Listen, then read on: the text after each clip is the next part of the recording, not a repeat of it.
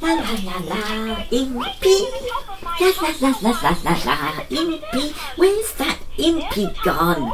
I've finished all my work for Daddy now, and I'm free till it's time to start making the dinner. I thought she might like a game, but she's gone away.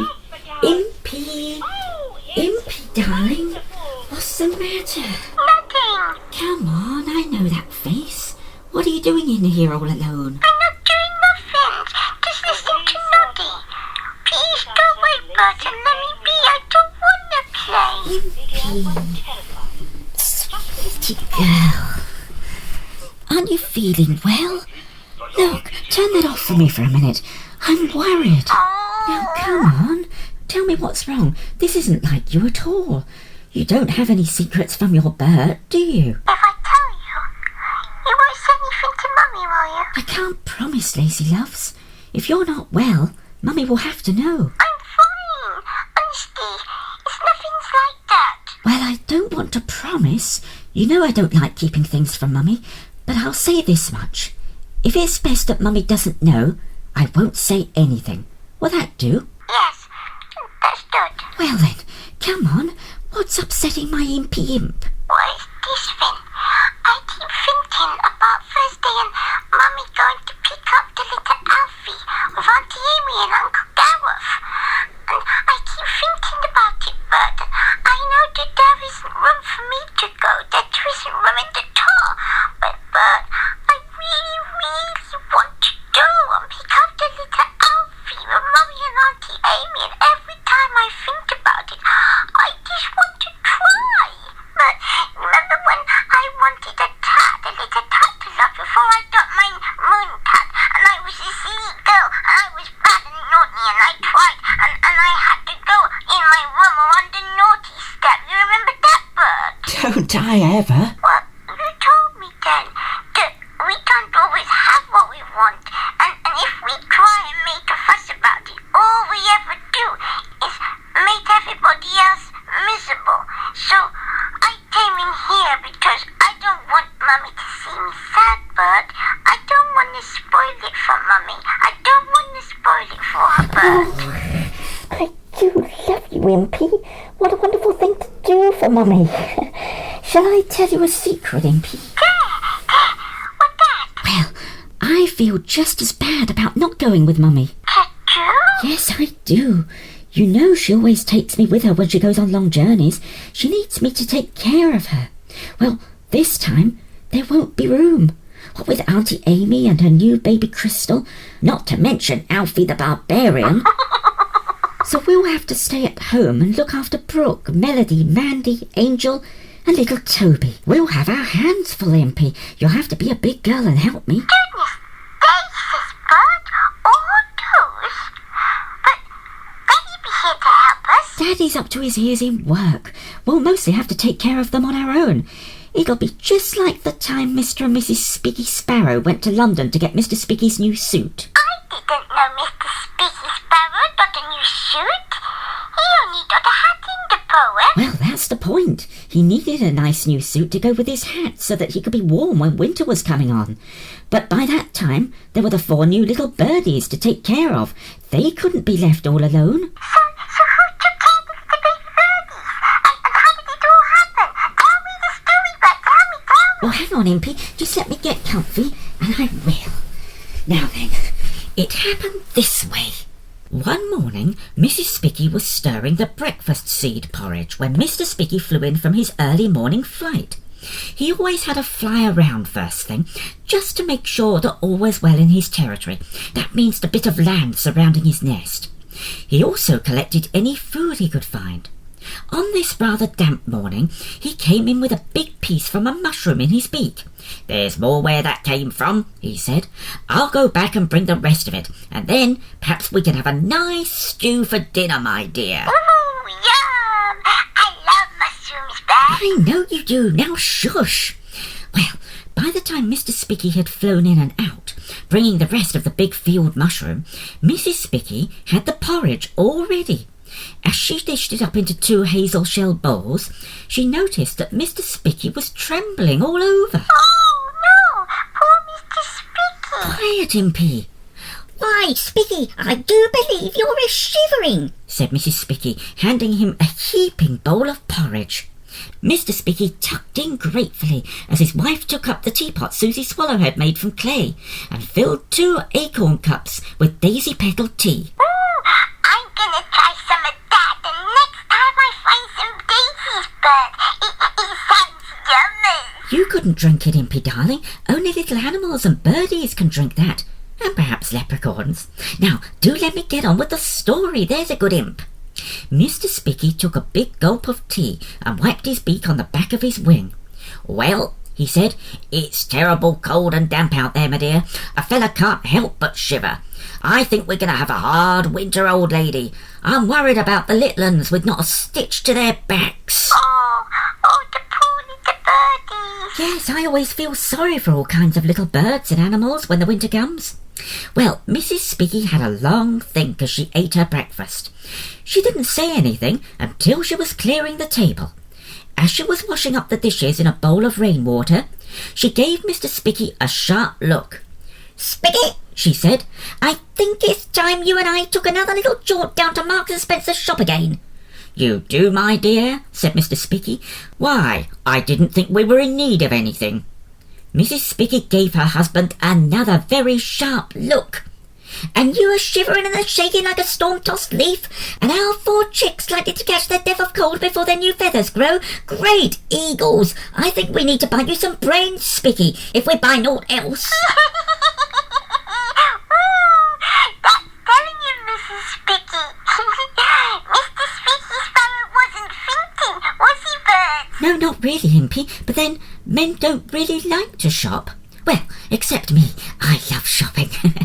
Now, Mr. Spicky scratched his head with his wingtip. "Why then, my dear," he said, "what shall we buy in Marks and Spencer's shop?" Mrs. Spicky gave him a broad smile and fluttered her wings. "We shall buy a nice warm suit of clothes of pearly grey to go with your smart hat. And we shall buy a little red woolen vest for each of the 4 chicks to keep them warm till their new feathers come." "You've forgotten something, Mrs. Spicky," said Mr. Spicky Sparrow. "We shall buy a thick blue shawl to go with your blue and white gown, so that you stay warm all through the winter. Now, let us go and fetch the 5 older children so that they can take care of the nest and our 4 chicks while we're away. Then we can set off." Oh, that was nice of Mr. Spicky to think of buying a nice pretty shawl for Mrs. Spicky to keep her warm, wasn't it, Bert? "Yes, it was, sweetie girl, but do you remember in the poem you liked so much how kind they always are to each other? Well, Mr. Spicky flew out and went to call on the 5 little nests quite nearby where the 5 older children, now quite grown-up birds, lived. I bet you don't remember their names." I do remember, but they was called, Trixie, Dixie, Nixie, Pixie, and Witsy. Yay, well done. But why weren't the other children awake? Where were they? Why didn't they have any breakfast? And don't they have names? What were they called? All in good time, Impy, all in good time. The 4 new chicks were named Kixie, Lixie, Rixie, and Tixie. They were still fast asleep, as it was still very early morning, only just light. By the time Mr. Spicky had come back with the 5 older ones, and he, Mrs. Spicky, and they, not to mention the 4 sleeping little ones, were all piled into Mr. Spicky's nest, the place was packed to bursting. Oh, my goodness me! It must have been that. It must have been lots of birdies. Lots and lots of birdies. Yes, and everyone had to keep their voices down so that they wouldn't wake up the little ones. "Now, my dears," said Mrs. Spicky, "Father and I are off out to London for the day. We leave you in charge. Take care of the young ones. Keep good order. Oh, and Trixie, we know you love to cook. If you could make a nice stew with that mushroom Father brought in this morning and have it bubbling by the time we come home, we should be most grateful.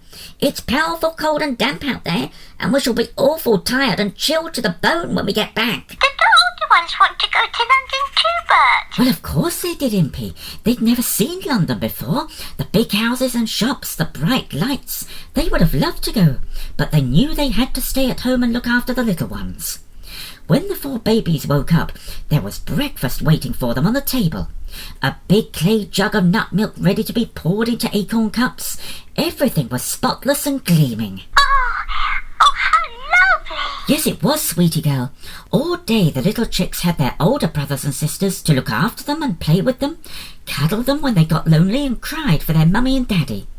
In the afternoon, Nixie went out foraging and found grains and vegetables to add to the mushroom Mr. Spicky had found. And when he came back, Trixie put on her mummy's big apron, got to work in the kitchen and made a delicious stew that filled the whole nest with its appetising smell. I wish I could have tasted it. At last, just when it was starting to get dark, a slow flapping of weary wings was heard outside. Everyone flew to the edge of the nest, and there were Mr. and Mrs. Spicky carrying a huge lumpy parcel between them. Pixie, Nixie and Wixie at once flew out to help with the parcel, while Trixie and Dixie set the table for dinner with the best birch bark plates, walnut shell dishes and real cedar-coned cutlery which had belonged to Mrs. Spicky's grandmother.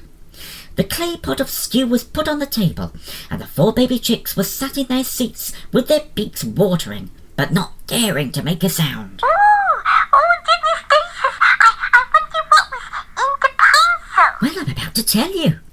Mrs. Spicky flew inside, kissed all her children, then flopped into her chair with a great sigh. Mr. Spicky didn't bother with kisses. He just collapsed into his chair as if he would never move again. Oh, goodness. Was he very tired? I think you'd have been tired if you were only a tiny little bird and you'd have flown all those miles with a great big parcel. Now hush up or I'll never get this finished. Well, Nixie, Pixie and Wixie had by this time flown in with the parcel and placed it on the floor, and Dixie had poured daisy petal tea for her parents. After emptying her cup at one gulp, Mrs. Spicky reached for the parcel. "Well, my dears," she said, "we had a good day in London, and it seems we left our nest and our nestlings in good hands. Thank you for taking care of things for us. Trixie, that stew smells lovely. I hope you'll all stay and have dinner with us." "Why, thank you, Mother," said Trixie. "I'm sure we'd all love to. But come, show us what you bought. We're all dying to see." And I'm dying to hear. Come on, Bert, what did they buy? What did they buy? Tell me. You can't keep that tongue quiet for 5 minutes, can you, imp-face? OK, it's coming.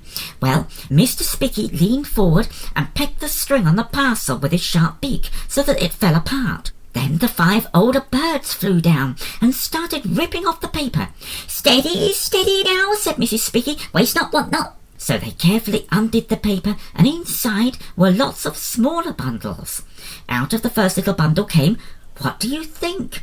4 little red woolly vests. Oh, for the 4 little baby birdies. That's right. Kixie, Lixie, Rixie and Tixie squeaked with joy. They pulled them on at once, but being only babies, they didn't know what to do, and they got them upside down and inside out. Trixie and Dixie had to help them.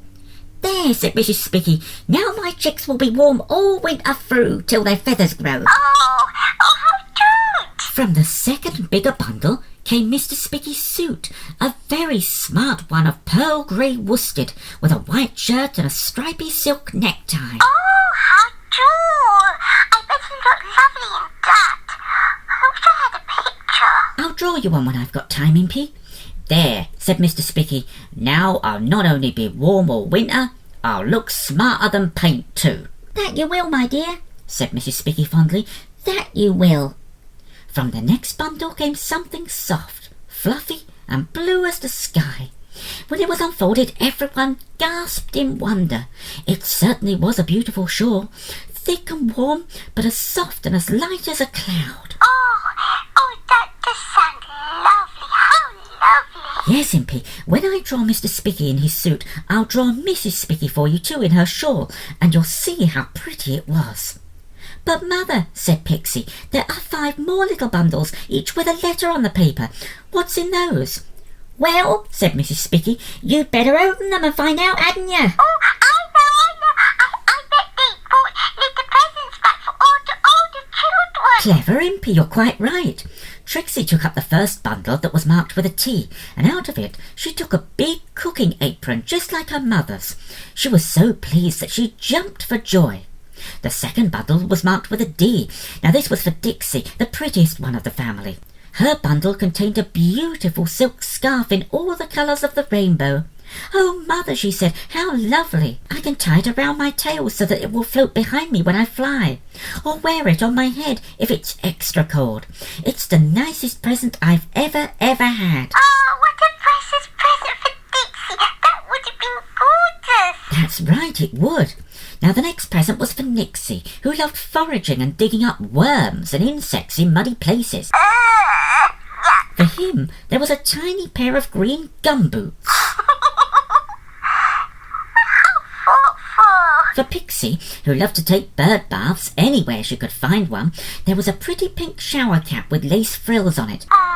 And for Wixie, who loved nothing so much as to find himself a comfortable nook in a tree and snooze the day away, there was a red flannel dressing gown. Oh, Bert, what lovely presents.